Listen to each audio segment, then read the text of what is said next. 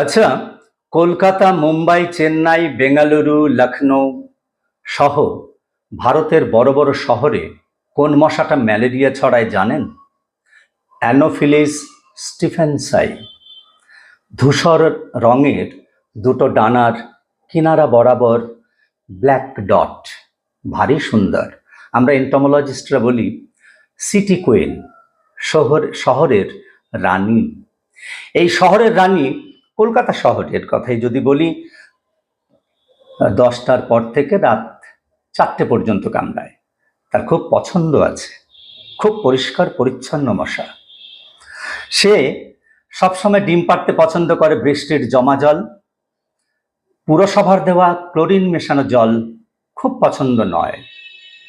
আর এই যে কথাটা বললাম, এটা গবেষণা করে বের করেছে কলকাতা পুরসভার এন্টোমোলজিস্টরা, এবং তাদের এই গবেষণা পত্রটি প্রকাশ পেয়েছে কোথায়? ইন্ডিয়ান কাউন্সিল অফ মেডিকেল রিসার্চের journal of vector borne diseases.